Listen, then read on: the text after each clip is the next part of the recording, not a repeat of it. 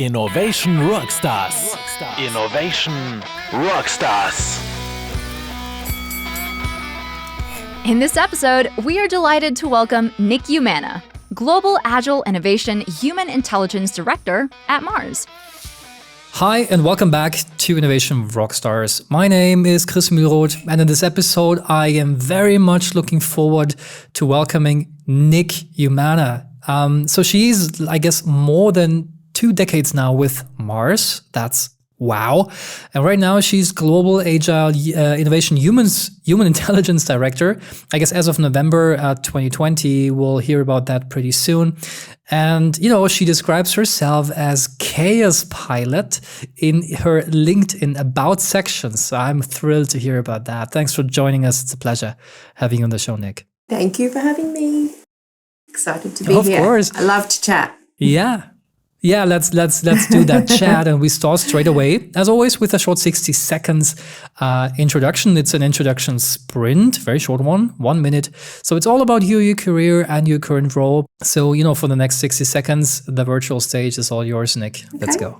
So I'm Nic. I'm an Aussie who's been working internationally for the last 6 years. So across Chicago, now based in London. As you said, I've done almost all of the marketing and sales roles you can imagine over the last 20 years at Mars, a lot of that time in the snacking business. So I found myself in the position once I moved out of sales of having all of the new roles. So I'm always the person that they send in to say, go and see, is this a new role or not? I love problem solving and I love being on the frontier. For me, it's helped me stay relevant in my career, but it's also helped me play the role of pushing the organisation forward. So when I went to Chicago, I joined the Global Digital Acceleration team. I absolutely loved that. I'm now the Human Intelligence Director, and we've built an Agile innovation model at Mars, which has been tough work but really good fun. As a leader, I'd say I'm a heart, so I'm really energized by helping people reach their full potential and to thrive. So I'm absolutely a wellbeing advocate, but I'm also a mum of 3, I'd say rambunctious teenagers. So I'm really focused on how I can create a better future for them as well and their families. So that's what makes me get out of bed in the mornings. That's a bit about me. And talking about getting out of bed in the morning, next what I would like to do is, 3 sentence starters and ask you to complete those sentence starters. And the first one goes like this: to set me up for success, I usually start my days with espresso always. I'm a coffee addict. If I'm not traveling, so I have wherever we move, the first thing we buy is a good coffee machine. That's a very important part of my day. And if I'm not traveling, I love yoga with Adrienne. So I love her 30-day challenges. That's always a bit of a peaceful way for me to start. Or we've moved to a place in the English countryside so we can get out and do a walk with the dog. And my mornings start at 9 or 10 instead of 5 or 6 a.m. in Chicago. So it's a bit more of a peaceful start to the day, which I love. And very much get into breath work. So 3 big deep breaths before my first meeting as well. That's how I often start my day. Sounds pretty healthy. Get some, dopamine or serotonin kicks. That's great. All right. So number 2, sentence goes like this. So my mission for putting humans at the heart of innovation began when? Yes, I'm an off-the-charts extrovert, so love people and fascinated by humans. And when I joined the Global Digital team, I was just alarmed by the fact that I felt like human was missing completely from the conversations. So at Mars, we talk about the fact that the consumer is our boss, but the consumer was nowhere to be seen. So I became we actually changed from calling ourselves insights as a function to human intelligence. So our job is to make sure that the human is at the heart of everything that we're doing, all of the value that we're designing. So I became pretty passionate about that in the digital role. Cool. So it started with an insight. That's the thing, right? It started with an insight and then you translated this into, true action. Got it.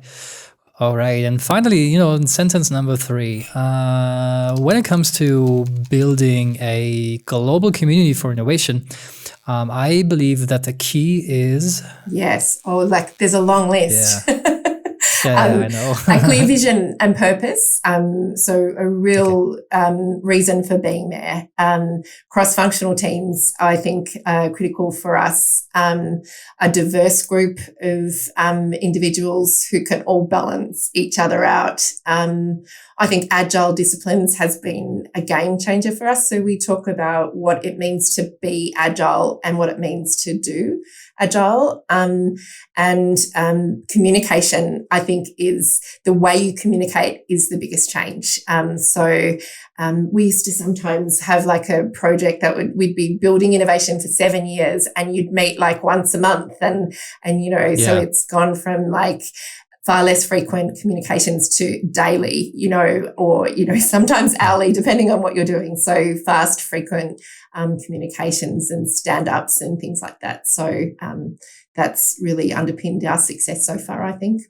Yeah, that's super interesting because it addresses a certain part, of the success. It focuses on things that, I don't hear KPIs. I don't hear, all that stuff comes later. But I hear, human, I hear communication, I hear vision, mission, purpose. So that's super interesting. Now, if you had to explain your job to your grandmother or your grandfather, how would you explain it?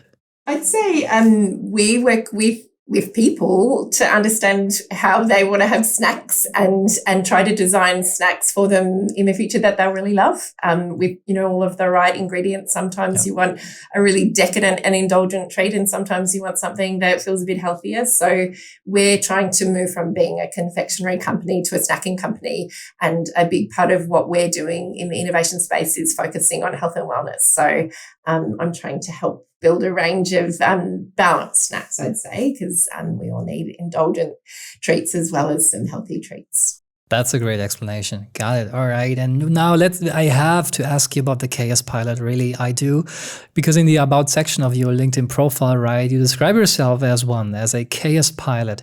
What's a Chaos Pilot? Why Chaos? Why Pilot? Yes, I think when you're on the frontier, so when you're doing things for the first time in an organization, it does feel a bit chaotic. And what I realized is that I have a skill to be able to solve really complex challenges. So I can kind of sit and observe for a little, and then I'm pretty good at sense making and connecting the dots. And my brain works in systems and processes. So I'll be out somewhere looking at how a business is working, even if it's a cafe, and redesigning how the process should be working. So I think naturally that's what I love to do. So I can make sense of the chaos and put a little bit of, I guess, structure and calm a little. I think there still needs to be a little bit of chaos and curiosity in innovation, but that's what I've realized I can do, which is good. Every business needs one of those. Absolutely. And, especially in today's world of, quantitative data, big data, analytics, AI, you name it, you get it. And I could go on and, add some more of these fancy buzzwords. But how can we actually balance the need for a more data-driven decision making, which I think we are progressing towards, with the importance of keeping humans still at the center of attention and also the center of innovation. Yeah. How do you balance that? Well, that's almost like our from and to, I'd say. We, in 2020, reinvented globally in Mars Wrigley the way that we do marketing and R&D. And within that, we shifted from being an insights function to being a human intelligence function. And as part of that, we were in a mass market model where we were blasting out, TV campaigns to Gen Pop, and we were designing solutions for everyone. And we were stuck in a really big data quantitative world. And it was almost a bit sacrilege to be having, conversations one-on-one with consumers, because how could they represent the millions of consumers that we serve? And so we realized that to be relevant for the future, we needed to change the way that we worked, and we needed to build our empathy muscle. And so that takes a while. We were shifting a whole lot of big data experts into a place where we needed to build deep empathy. And it's obviously a space that's close to my heart.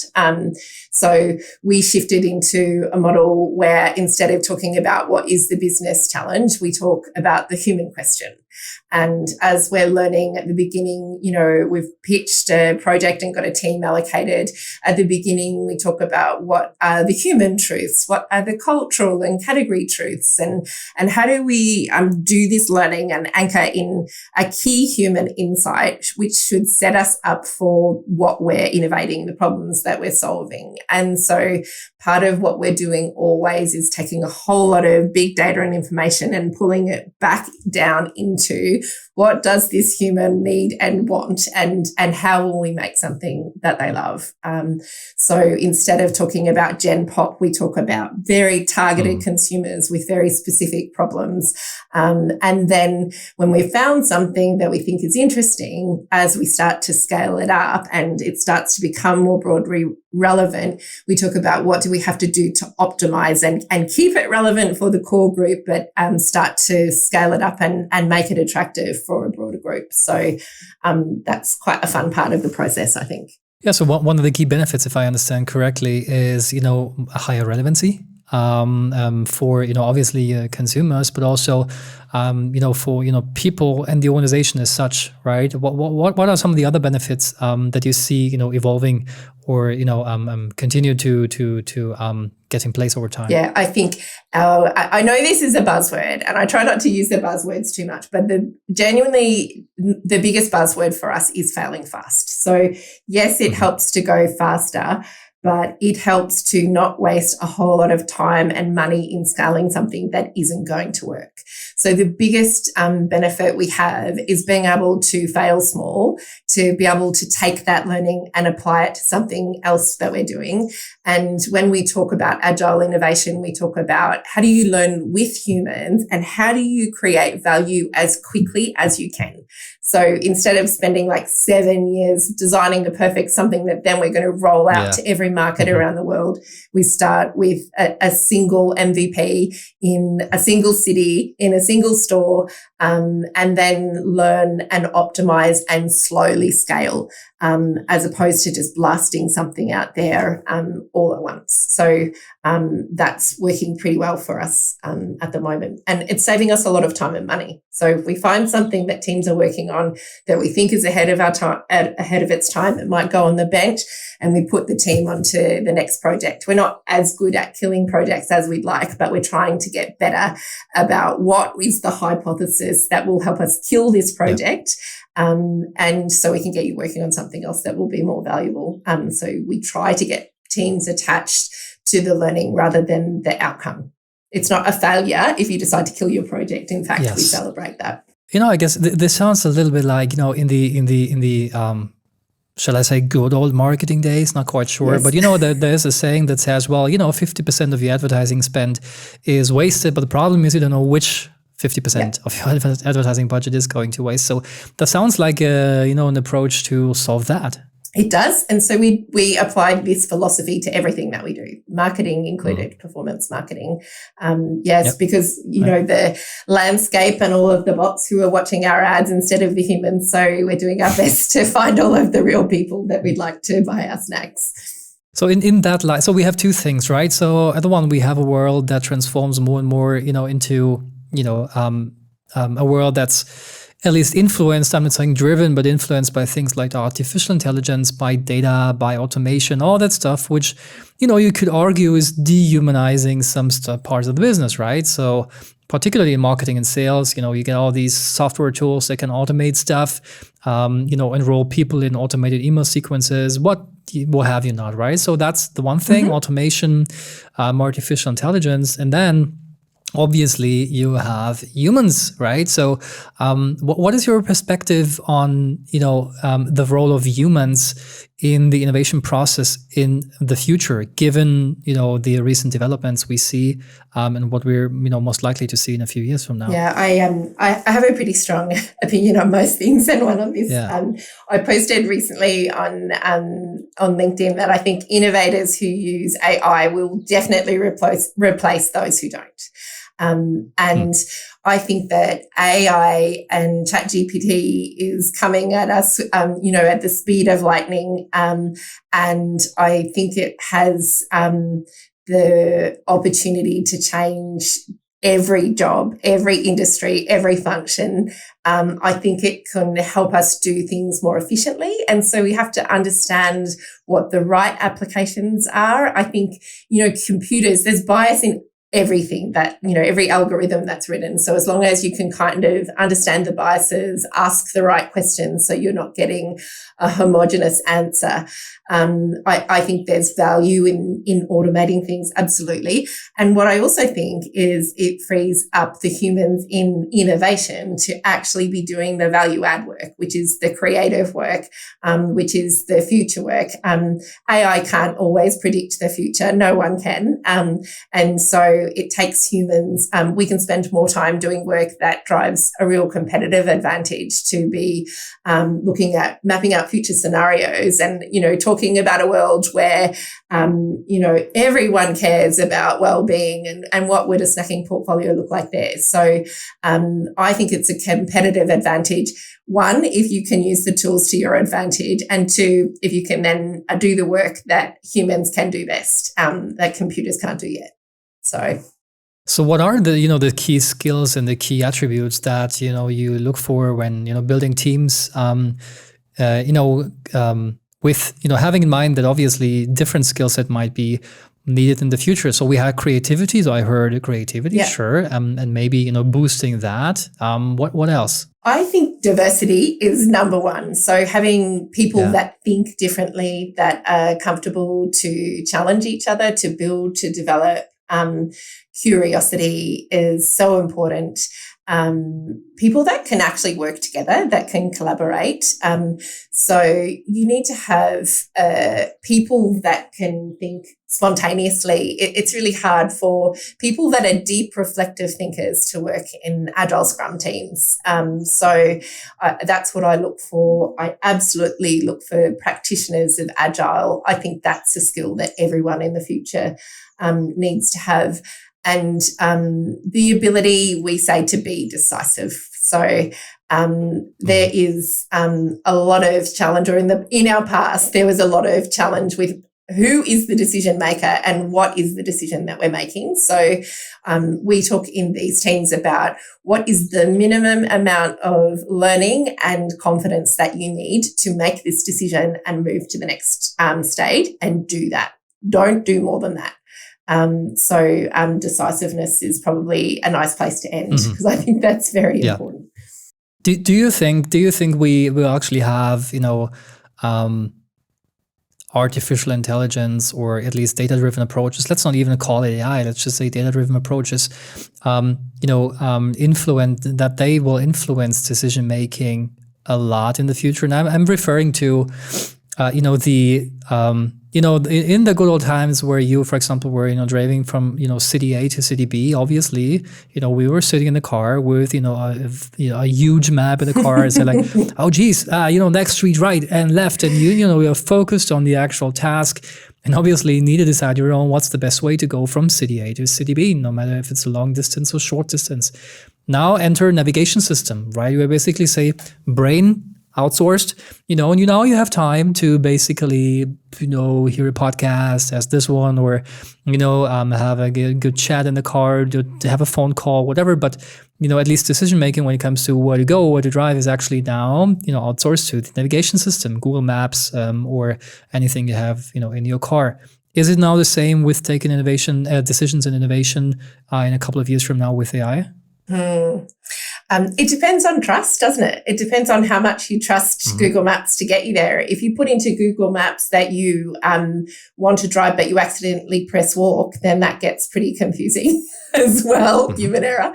So I feel like there's got to be a blend. You've got to be constantly sense checking what the knowledge and the decisions that you're trusting AI to make are accurate. And that you can trust them.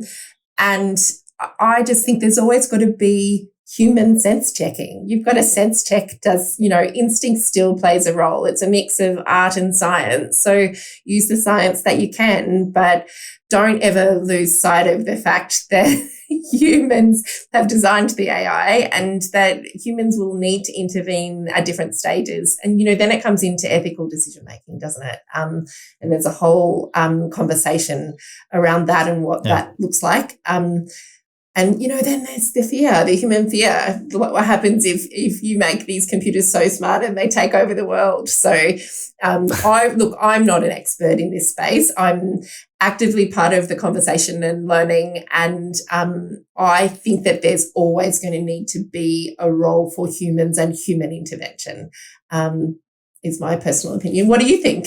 I'd love to hear what you think. But by the way, it's great that you say that. It's great that you say that because I, feel that in the past few weeks on LinkedIn, everybody has become an AI expert. And it's the same phenomenon actually that we have in Germany with soccer and football because, you always, always know better than the trainer, right? You're just like, man, this, how this strategy for that game is total, bullshit. You can't do that. And, so everybody knows better than the actual specialist. And I kind of, see this happening. At least, my LinkedIn feed is, filled with that. Obviously, we're all practitioners and engaging in the conversation and bringing our own perspectives to that. But, that's just, gut feeling from what I see these days happening. Everybody's become an AI expert. Okay, cool. That's great. But actually, OpenAI developed this. Or, even other companies started the GPT models first. So that's quite interesting how this progresses. But before we dive deeper, and I would love to pick your brain on some of your experiences and also what can other organizations learn from the journey you had. Before we do that, I would love to stop for a second and play a quick game. Good. Love games. And the game is called Either Or. It's super simple. This is how it works. So I want to give you two options, option 1 or option 2. You choose one of the options and then, spend maybe 1 or 2 sentences each to briefly explain your choice. And let's try to, challenge some of the stuff we discussed earlier. First one, if you had to decide A or B, would you go for innovation? Would you go back to 100% full human approach or 100% full AI approach? And why? It's a tough one, I know. Human, why? Because AI can't do everything. There are jobs that AI can do. And if I had to choose one or the other, human. But this is a very hard game for me to play because I very much believe in a hybrid approach for nearly everything. But if you're going to make me choose human. Of course, that's why I'm asking. Okay, second one is also interesting. It's a rather philosophical thing, but do you believe that leaders are born or made? If I had to choose one, made. Yeah, of course. I think that there's a lot of innate qualities that a leader has, but being a good leader takes a lot of work, takes a lot of learning and optimization and adapting to the environment. So I believe very much in situational leadership as well. So I think you have to constantly be polishing your skills as a leader. I don't think you can ever be a perfect leader. I think it's the one thing that I haven't been able to master. I want to be a really good leader and I'm just constantly working out and evolving what I think that means. And I think that expectations of leaders will continue to change as well. Yes, 100%. 100%. That's a great answer. Thanks for that. And the last either or question is maybe also addressing, the partly the younger audience, getting an advice from you is like, what do you think? Is it actually, better to become a specialist in one area if you had to choose again, or become a generalist with, broad knowledge in many different areas? And of course, that's maybe not a fair either or question, but, there is this discussion around, T-shaped persons and you need kind of to be able to do just everything, right? So if someone had to choose become a specialist these days or rather a generalist, what would your advice be? We used to say a jack of all trades and a master of none. And so I'd definitely say the latter. And that used to be a little bit of a derogatory term. I think it's dangerous to have all of your eggs in one basket. I think I have constantly tried to reinvent who I am and what I think is relevant. And I think it's really important to have a number of skills under your belt. And when you think about what I look for in teams is diversity, and it's diversity of experience. At Mars, I'm really proud to say, and I think it's to our advantage, that we let people pretty freely move across different functions. So someone starts in finance, they come into human intelligence, then before you know it, they're in R&D. And so I think as much as you can to have good breadth is powerful, but you can't have depth in no places. So you still have to have a little bit of depth in a couple of places. I love that answer, and particularly the first part, even more on constantly reinventing yourself. You know what's quite interesting though, I found a conversation which I think is pretty interesting to share. So, particularly in the innovation space, there is a certain community that's all in for disruption, right? So you should aim for disruption. Make sure you disrupt all the competition. Just just trash can them, and make sure you completely create a new market and new customer experience whatsoever. So just disrupt. But the thing is, in most cases, I don't think it's actually healthy to design for disruption. Disruption can happen, and maybe it's a good thing. Maybe not. Creative disruption, more specifically, is a good thing. Okay, agreed. But you can hardly design for disruption. But what you can actually do is, design your career and your personal development to disrupt yourself on an ongoing basis. Like, what are the things that I do right now and this year that I can, automate or get in better shape, or, give to some other teams, and then do the next thing, make myself actually, pull me out of the equation and understand how can I do that? How can I build stuff and then move on to the next thing? So constantly reinventing yourself. And the term disrupt yourself, the saying is actually one thing that's going into the exact same direction. So I love that. Yeah. And let's pick your brain now on, challenges and lessons learned from your experience when implementing agile innovation across certainly which is a global organization, right? For example, one thing is how could you possibly adapt to different cultures, to different working styles? How does that work? And what were some of the challenges and learnings on your journey?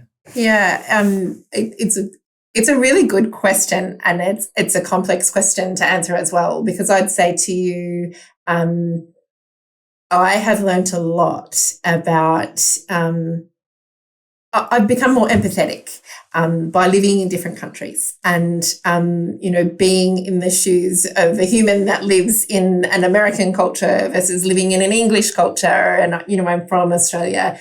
And I think what it has taught me is the ability to observe and be a better listener, and to ask advice for advice more, because I don't always know the answer, and I don't know always the best way to deliver the answer.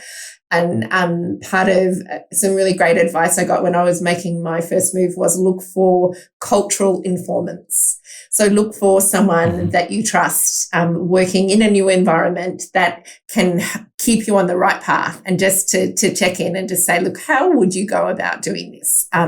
Because there is, I think about the iceberg, there's some really obvious things above the surface, but there's sometimes a lot of unwritten rules that you don't know you're breaking.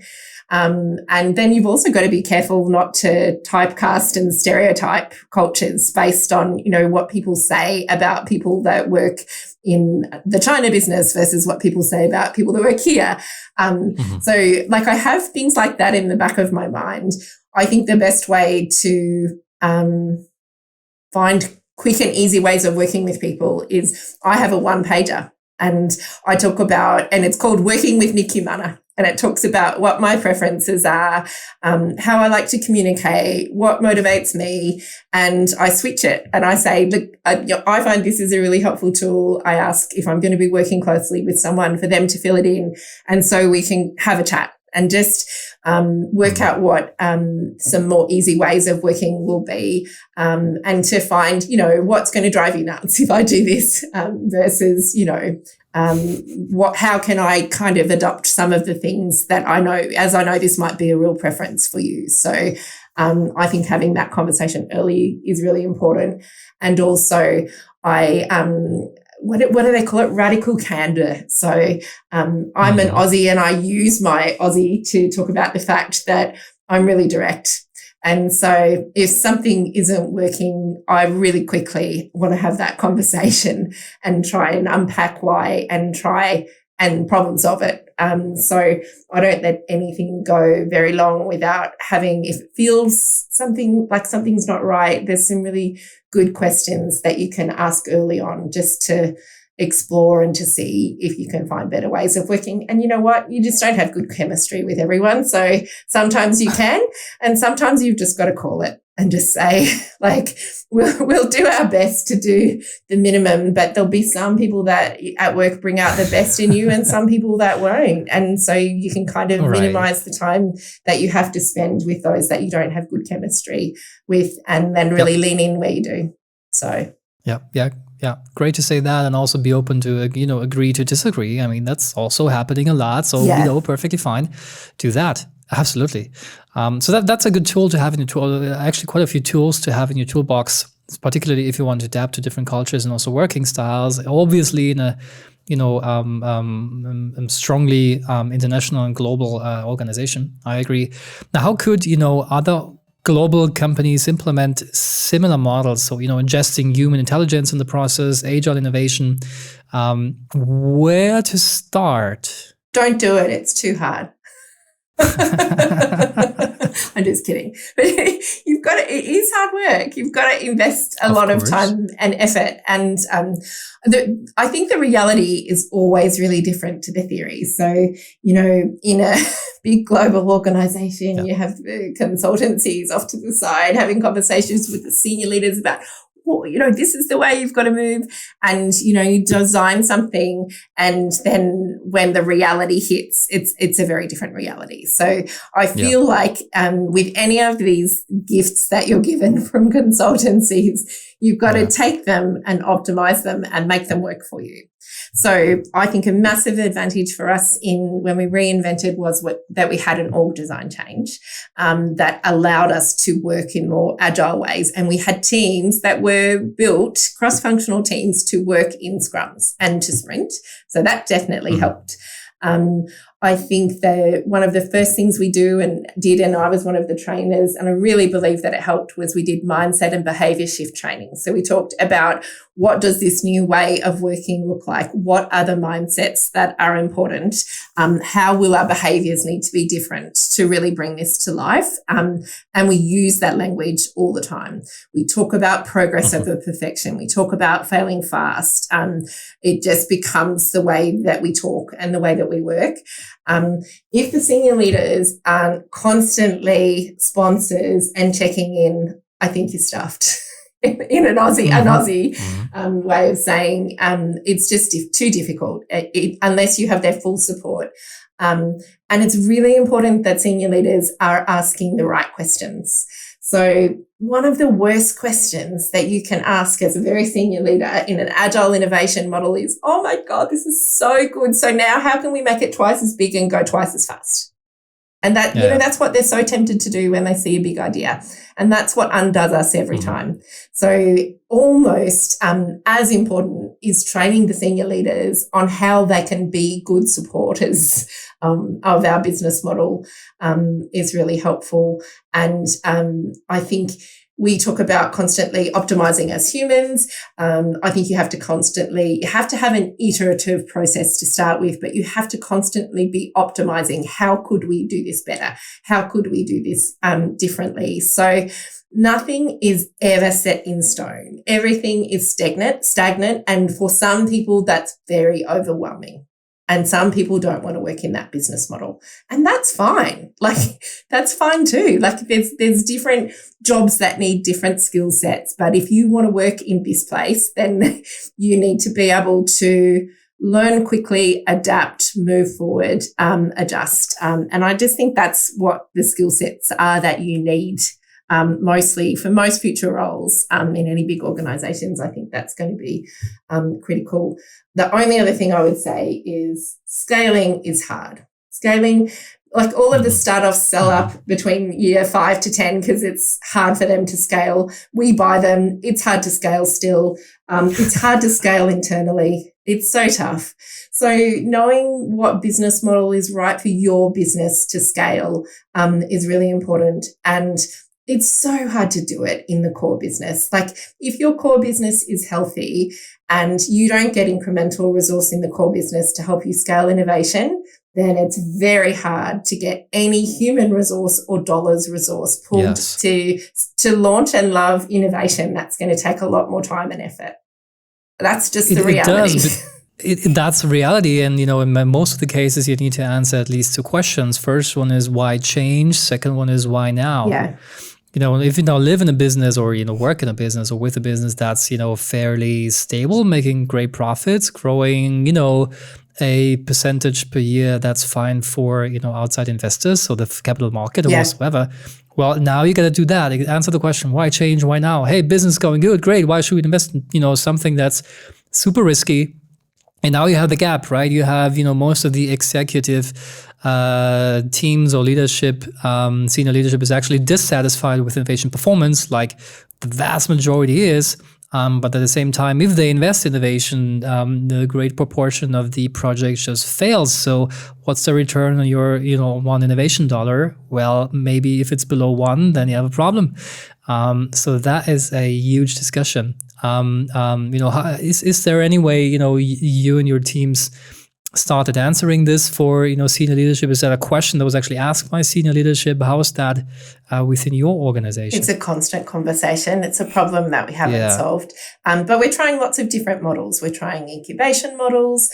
I think when a business is healthy, that is the exact time that you should be innovating. That is when you do have permission, when you're not all like in the middle of a pandemic and in a crisis and, working out how do you solve immediately this challenge. That is when you should be using your creative humans to find your new opportunity spaces. So I think constantly trying what works for your business, but also making sure you have the right targets and incentives set up for everyone in the business for long-term performance. I think that's critical. So we're working on trialing some things in that place as well, but we haven't got it solved. And even people, I feel like in CPG, there's a couple of pockets of people working in this agile innovation model. And even though we feel like we're ahead of the game, it's still challenging. We still haven't all got this solved. And I don't know, I guess it's the $1 million question, isn't it? It's the new innovator's dilemma, or probably the old innovator's dilemma. Is it the old innovator's dilemma? It's at least, the dilemma. Absolutely. Or maybe even trilemma if you had the third question to that. But yeah, I totally agree. And let's now try to summarize, what we had so far, because I love, the insights and the experience you shared. Maybe if some to get to some key takeaways, some actionable recommendations. What would be the 3 key actionable recommendations you want listeners to take away from this episode with you? I would say my advice would be build in clear discipline on the how you are going to innovate. I think that's so important. Don't have teams wasting time talking about how. Have them focused and give teams full freedom on the what.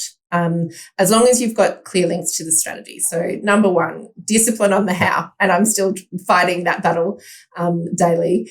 I think keep in contact with humans at every stage of the process, even after you've launched. Constantly be asking them, what do you like? What don't you like? What could be better? How could this evolve? And then be able to make those changes when you learn that is another opportunity. And I would say the third thing is do as much learning as you can in the real world. So anchor your decision making as much as you can in real life experiments, in observation and behavioural data where you can. I think that will set you up for success. They are my three. That's perfectly fine. Yeah, and exactly number 3 is kind of something I try to tell. I'm regularly speaking to universities, talking to students that actually want to launch a startup. And the one thing I tell them very early is get out of the fucking building. Do something, right? Get fucking feedback. Sorry, from the market. Do that. I mean, that's the worst thing. Like making just discussing and building something from a pure technology inside, which is great. Hey, that's ChatGPT. We can do X with that. Beautiful. Does somebody wants to pay for that? You don't know. That's bad. So get out and understand that. That's the exact thing. So thanks very much for your perspective on that. I 100% agree with that. And finally, Nic, your innovation rockstar moment. If you look back on your professional career, please share your innovation rockstar moment with me. I tend to have micro moments rather than one big rockstar moment. And so we talk about the importance of celebrating often, so celebrating failure and success. And I think the rockstar moment for me, and I'm currently doing a leadership program and working out what is my purpose? Like, what do I want to impact? Do I want to leave on the world? And I think there's real power in building communities. So my real passion is finding a challenge that needs to be solved and then building a community that can solve that challenge. So I'm most proud of the impact that I had when I worked in digital, of building a thriving digital community. And I'm just as passionate and energized and proud of the community that we've built in Agile innovation. So that's, what I'm most proud of, that we are all helping each other collectively solve the challenges. And so we do a much better of it, more brains instead of just mine. Yeah, and sounds like you're on a great journey. So congratulations to your micro moments. Understood. Well, that's a little bit cheating, but it's okay. I know. I'm contrary. I'm a rule breaker. That's important. Yeah, we could say the collective of that is kind of okay. Fair enough. No, thanks. That's perfectly fine. Thanks for the rockstar moments. And that's it already, Nic. For this episode, thank you so much for being my guest. I really had a good time in our conversation. Say hi to the dog. Yeah, sorry, Hazel just wanted to say hi. No worries. Thanks for being my guest. It was a pleasure. Thanks. I loved it. Let's chat again soon. And to everybody listening or watching, if you enjoyed this episode, then simply leave us a comment on this episode or just, drop us an email at info@innovationrockstars.show. Now that's it. Thanks for listening. Take care and bye-bye. That was Innovation Rockstar Nic Umana about her mission of activating human intelligence for global agile innovation at Mars. We'd love to hear your thoughts on this episode. Don't hesitate to reach out to us at info@innovationrockstars.show with your feedback, comments, or questions. And if you're hungry for more inspiring innovation stories, be sure to check out our website at www.itonicsinnovation.com/podcast or browse to our Innovation Rockstars channel on all major podcast platforms.